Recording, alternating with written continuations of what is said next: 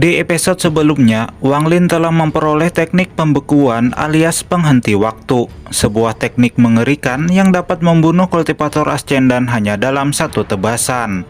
Cerita lalu berlanjut ketika pasukan dari pihak negara Iblis Langit begitu kesulitan untuk menghancurkan formasi pelindung kota Iblis Api.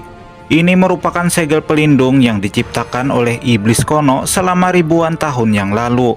Sebuah penghalang yang sangat kuat dan hampir mustahil untuk ditembus, kecuali oleh makhluk setingkat Iblis Kono atau kultivator puncak.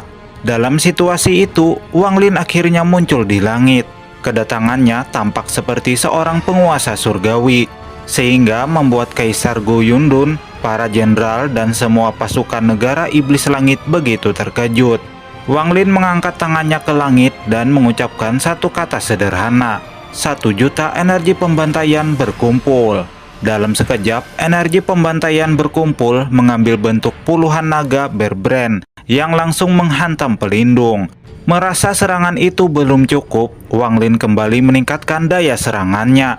Dengan kekuatan 1 juta energi pembantaian, maka kekuatan teknik pembantaian surgawi benar-benar telah berada di luar nalar, sehingga membuat pelindung kota Iblis Api runtuh sepenuhnya. Setelah pelindung dihancurkan, Wang Lin segera melesat masuk menuju ibu kota negara Iblis Api. Dari sebuah menara di pusat kota, secara tiba-tiba energi iblis meledak ke langit dan mengambil bentuk Iblis Kono bertanduk dua. Tatapannya dipenuhi dengan niat membunuh. Iblis Kono ini mengejek Wang Lin dan menganggapnya hanya kultivator rendahan. Meski berada di bawah perlindungan Bailu, namun Wang Lin tetap tenang dan terus bergerak maju.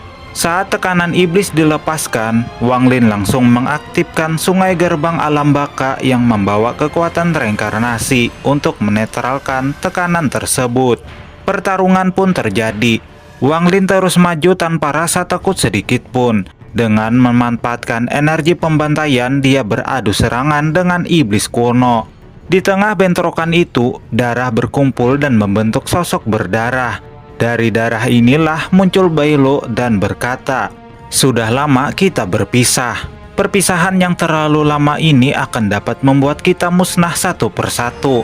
Satu-satunya cara untuk bisa bertahan, kita harus bergabung untuk melahirkan Iblis Kono yang baru. Setelah itu, kita akan melahap 7 Iblis Kono lainnya satu persatu." Bailu segera bergerak menyerbu bayangan Iblis Kono. Energi iblis pekat meledak keluar dan mengambil bentuk menjadi iblis api. Dia menutup area pertempuran dengan pelindung api sehingga tak ada seorang pun yang dapat melihat pertempuran yang terjadi di dalam pelindung iblis. Wang Lin saat ini berada dalam kondisi yang sangat lemah karena sebagian besar darahnya dipinjam oleh Bailu. Namun serangan tombak iblis api tidak berhenti setelah tertahan sesaat oleh Bailu. Tombak itu kembali melesat ke arah Wang Lin. Tanpa ragu, Wang Lin memadatkan energi pembantaian di jarinya dan menekannya langsung ke ujung tombak untuk memblokirnya. Sebuah ledakan dahsyat terjadi menghantam tubuhnya dan menguras energi pembantaian di dalam dirinya. Sementara energi pembantaian yang dilepaskan oleh Wang Lin mengalir masuk ke dalam tombak dan menghancurkannya dari dalam. Ledakan demi ledakan terdengar seperti guntur. Setiap kali energi pembantaian hampir runtuh, Wang Lin mundur beberapa langkah untuk memberi waktu energi itu pulih. Lalu dia kembali menahan tombak dengan jarinya. Situasi ini berjalan hingga Wang Lin dipaksa mundur sejauh ribuan kaki. Pada akhirnya, kekuatan tombak ini melemah dan berhasil dihancurkan. Wajah Wang Lin tampak pucat, napasnya terasa berat akibat kehilangan darah. Namun ia tidak berhenti. Tanpa ragu, Wang Lin langsung melesat menuju pusat ibu kota Iblis Api. Tujuannya sangat jelas. Pertama, memecahkan segel iblis pelindung kota. Kedua, mendekati Iblis Api untuk meminjam auranya untuk memanggil Bailu. Dan yang ketiga, memasuki tempat persembunyian Iblis Api untuk mengambil benda yang disegel di sana. Dua tujuannya sudah dijalankan. Sekarang Wang Lin akan melakukan tujuan ketiganya, yaitu memasuki tempat persembunyian Iblis Api. Tempat persembunyian Iblis Api disebut sebagai Lembah Iblis. Ketika Wang Lin sampai di sana, dia melihat sebuah patung raksasa yang memancarkan energi spiritual iblis. Energi iblis ini mengalir ke langit memberikan asupan kepada iblis api yang sedang bertarung dengan Bailuo. Saat Wang Lin melangkah masuk, energi iblis segera meledak. Energi iblis ini menyatu, mengambil bentuk ilusi iblis api. Meski hanya ilusi, tetapi kekuatannya tetap mengerikan. Wang Lin menyadari seandainya dirinya tidak memiliki energi pedang Ling Tianhao, maka ia tidak akan memiliki peluang sama sekali. Suara Bailuo terdengar di benaknya, meminta Wang Lin untuk menghancurkan patung itu agar ia dapat menyatu dengan iblis api sepenuhnya. Wang Lin sempat ragu sejenak dan menghela napas. Mengingat semua janji Bailuo dan fakta bahwa Bailuo telah menyelamatkannya beberapa kali, maka tidak ada alasan bagi Wang Lin tidak membalasnya. Ia segera melepaskan energi pedang Ling Tianhao. Cahaya emas segera menyelimuti seluruh lembah iblis. Energi spiritual iblis langsung runtuh di hadapan niat pedang yang tirani. Simbol-simbol iblis yang diciptakan oleh ilusi iblis api dihancurkan satu persatu, hingga akhirnya ilusi iblis api ini sendiri runtuh menjadi kabut energi iblis. Dalam satu langkah, Wang Lin tiba di depan patung dan menekan telapak tangannya. Dua suara ledakan segera terdengar, satu di langit dan satu dari kabut energi iblis. Sebuah tangan raksasa dan kepala iblis kuno muncul menyerbu ke arahnya. Namun sebelum serangan itu mencapai tubuh Wang Lin, patung itu retak dan akhirnya runtuh total. Energi iblis meledak keluar dan di dalamnya Wang Lin melihat sepotong tulang tangan. Tanpa ragu ia meraihnya. Saat menyentuh tulang itu, kekuatan tak terbayangkan menghantam jiwa asalnya dan kesadarannya dibawa ke dalam ruang misterius. Di sana Wang Lin melihat berbagai macam versi dirinya. Dari Wang Lin kecil, Wang Lin yang memiliki niat membunuh, Wang Lin berjubah abu-abu dengan untaian energi pembantaian. Wang Lin menyadari bahwa tempat ini berbeda dengan ilusi milik Alser. Sosok-sosok versi dirinya ini berada di antara nyata dan tidak nyata. Ini adalah perubahan yang hanya muncul saat seseorang mendekati puncak langkah pertama kultivasi. Ini adalah warisan iblis kuno yang sesungguhnya. Saat semua sosok mulai menghilang, Wang Lin melihat satu kesempatan. Ia melesat dan menyatu dengan Wang Lin berjubah abu-abu sepenuhnya, memadukan dirinya dengan teknik pembantaian surgawi. Tidak terasa, beberapa bulan telah berlalu. Situasi perang di negara iblis api telah berubah drastis. Pasukan negara iblis langit akhirnya menarik diri dan perang yang berlangsung hampir 1 abad pun berakhir dengan cara yang paling kejam. Para iblis kuno saling melahap satu sama lain. Namun, iblis kuno Bailuo menjadi pihak pertama yang menyelesaikan proses pelahapan. Ia berhasil menyatu dengan iblis kuno api dari negara iblis api. Kekuatannya saat ini telah meningkat drastis, sehingga ia tidak lagi membutuhkan darah Wang Lin untuk mempertahankan wujud aslinya. Ia sudah dapat bergerak dengan bebas. Sementara itu, Wang Lin duduk bersila di Danau Naga dekat ibu kota negara iblis langit. Matanya terpejam, ekspresinya tenang tanpa emosi. Sejak ia menyentuh tulang tangan itu, Wang Lin telah memasuki kondisi yang sangat misterius. Setelah Bailuo menyelesaikan pelahapan jiwa iblis kuno lainnya, ia menggunakan sebuah teknik untuk memindahkan Wang Lin ke tempat ini. Waktu terus berlalu hingga beberapa bulan kemudian, Wang Lin akhirnya membuka matanya. Saat matanya terbuka, kilatan keemasan muncul di matanya. Auranya benar-benar berbeda dari sebelumnya. Ia tampak seperti seorang manusia panah tanpa sedikit pun gelombang energi surgawi. Namun ada sesuatu yang misterius pada dirinya. Sebuah aura yang sulit dijelaskan, tapi membuat siapapun yang mendekat merasa tenang sekaligus waspada. Wang Lin menghela napas panjang seolah mengeluarkan udara busuk dari dalam tubuhnya. Suara iblis kuno Bailuo terdengar. Ras iblis kuno kami memiliki kemampuan memahami langit dan bumi untuk menciptakan teknik kami sendiri sejak awal zaman. Teknik ini bisa diwariskan kepada makhluk lain, tapi bagi selain keturunan iblis kuno, kesempatan ini hanya datang sekali seumur hidup.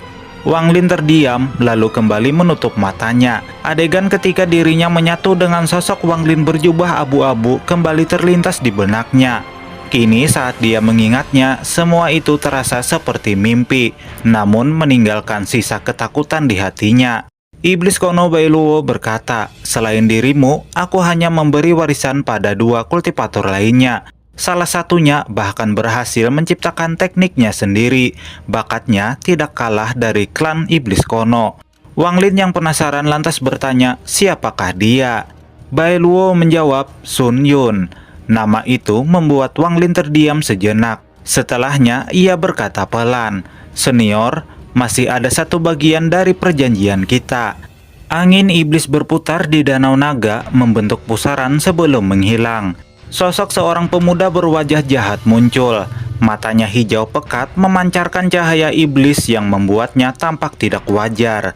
Ia tersenyum tipis dan berkata, "Aku tidak akan lupa janjiku. Saat kau memulai memahami warisan, aku sudah menemukan jejak keberadaan temanmu." Ia mengangkat tangannya membentuk gambaran sebuah jurang raksasa yang memuntahkan gas hitam pekat. Tempat ini bernama Jurang Kematian. Aura temanmu ada di sana. Ada 6 pintu untuk masuk menuju ke sana.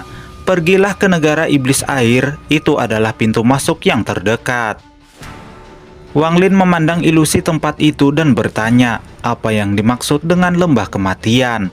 Bailuo menjelaskan bahwa tempat itu adalah tempat di mana ruang hampa selalu runtuh berulang kali. Namun setiap kali runtuh dia kembali diperbaiki seperti semula. Siklus ini terus berulang. Di sana juga terdapat sebuah lorong menuju wilayah tak dikenal dengan daya hisap mengerikan. Aku tak bisa menjelaskannya secara rinci, ucap Bailuo. Wang Lin kembali bertanya, jika ada 6 pintu masuk, bagaimana dengan jalan keluarnya? Bailuo tersenyum jahat, hanya ada satu, dan itu ada di negara iblis api. Ilusi tempat itu runtuh menjadi sebuah giok kecil dan diberikan kepada Wang Lin. Wang Lin menerima giok itu dan memberi hormat lalu menghilang dari Danau Naga. Setelah Wang Lin pergi, Bailuo menatap arah kepergiannya. Matanya bersinar dingin dan bergumam, 100 tahun, aku butuh 100 tahun untuk menyerap 7 pecahan iblis kono lainnya. Saat itu, aku akan benar-benar terlahir kembali. Namun, pikirannya tertuju pada Wang Lin. Aura Dewa Kono di dalam dirinya sangat murni. Bahkan ada jejak garis keturunan kerajaan. Aura itu cukup kuat untuk membuat jiwaku bergetar. Jika aku menyerapnya, itu sama saja seperti menanam bencana di masa depan. Sementara itu, di kedalaman lembah kematian, kabut hitam pekat menyelimuti seluruh tempat. Di tanah terbuka tampak beberapa orang duduk bersila. Di tengah-tengah mereka tampak seorang pria tua memegang tongkat tengkorak.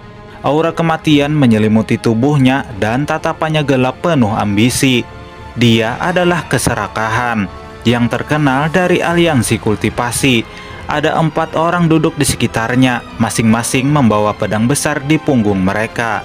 Tiba-tiba kabut hitam bergejolak. Seorang murid muncul dengan wajah suram dan berkata, "Senior, binatang buas di dalam kabut itu tidak berkurang sedikit pun, justru malah bertambah banyak." Orang tua ini mendengus dingin. Tempat ini memang sangat aneh. Binatang buas di sini datang dari ruang hampa dan diperkuat oleh kekuatan misterius.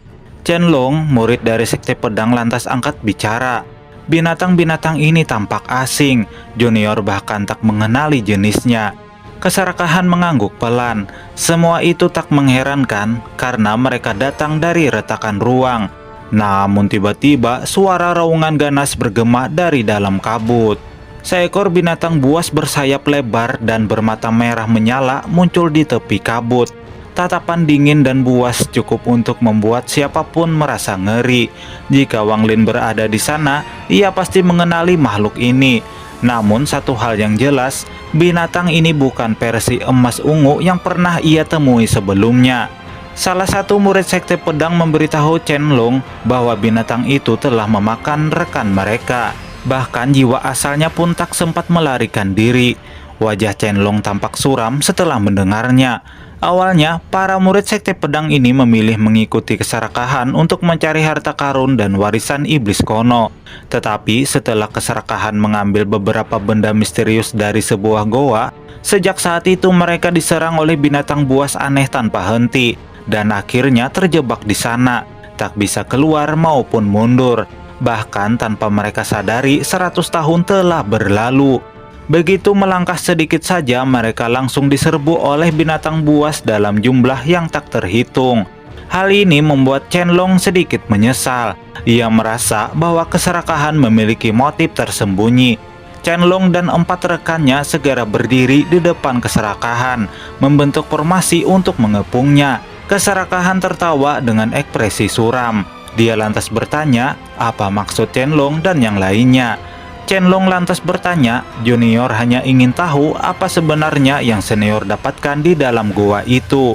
Keserakahan tersenyum dan menunjukkan sebuah telur di tangannya. Telur itu tidak memancarkan tanda kehidupan, justru aura kematian. Chen-Long menatap telur itu dalam waktu yang cukup lama. Ia tahu bahwa kultivasi keserakahan berkaitan dengan kematian, jadi wajar benda itu berguna baginya. Namun, Chen-Long masih tidak yakin hanya benda itu yang ditemukan keserakahan. Tatapan keserakahan tiba-tiba menjadi dingin dan berkata, "Anak kecil, demi gurumu aku tidak akan mempermasalahkan sikap kurang ajar kalian ini. Tapi jika terulang lagi, maka jangan salahkan aku bersikap kejam."